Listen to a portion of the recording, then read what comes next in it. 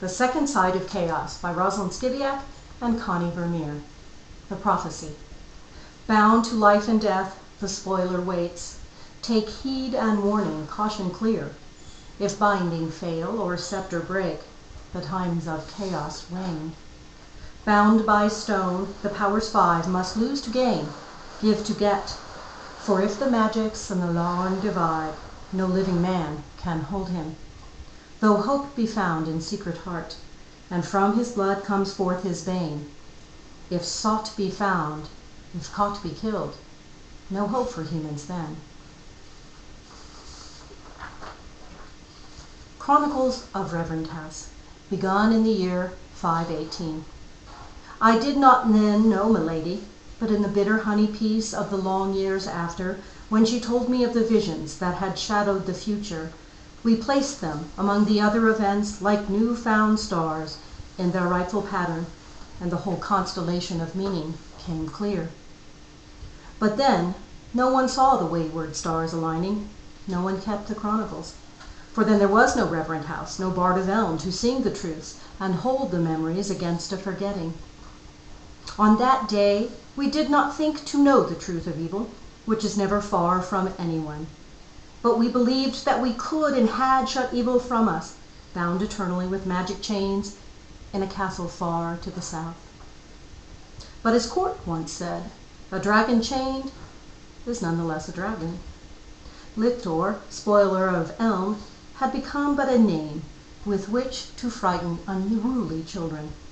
Bound we thought him, and knew not that with humankind's every ugly word, every petty thought, every vicious gesture, he grew and prospered like a festering vine beneath a tainted soil, until at last Lictor reached beyond his prison to draw the unwary to him and to seek out the seed.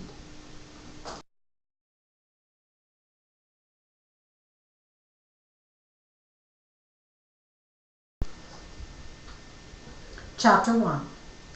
In the year 504, winter season of Wodanti, moon cycle 2. In another age, another world, he might have been mistaken for a businessman. He would have worn unremarkable gray serge suits and well-shined shoes of moderate quality.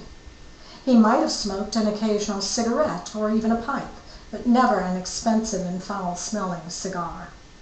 Of medium build, average height and weight, he would have passed unnoticed on a busy, crowded city street.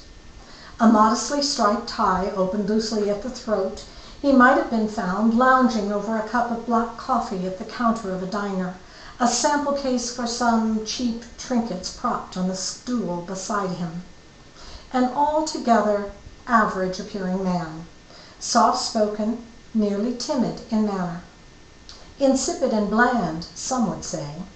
His fire mage henchman, Seren, to his detriment, would add, malleable. But he was not at all what he appeared, for he was, in fact, Lictor, the child of two gods, Vati and Fear, the father of the mists of despair, the spoiler and despoiler of Elm.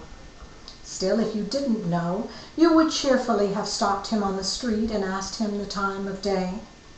Only if you caught sight of the weird emptiness of his colorless eyes, or noticed the small fog, the pool of fog that drifted behind him as if it were chained to him, or rather as if it chained him to some invisible force, might you have felt an icy shiver in the pit of your stomach. True, he seemed both innocuous and weak, yet it had required the combined strength of the four elemental magics, together with the power of law, to bind him these 500 years to Castle Resplendence, deep in the heart of Myrden. Today, he stood at the green-hazed edge of his prison palace, his arms uplifted, palms out, eyes focused inwardly, searching, urging his call to be answered, seeking the source of the age-old tug that tied him to his pain. There, just for an instant, he detected something to the north and east. Then the faint pull flickered and faded. and his open palms rolled into angry fists. Lictor dropped his arms and opened his eyes, glowering at the glimmering wall that bound him. The green light wavered just beyond his reach, its tantalizing sheerness a beacon. A play of light, no more. A gossamer web that should be easily rent by one light stroke. Lictor reached toward the light, but halted just inches away from its warmth. Centuries of ice-white wrath burned in his vacant eyes.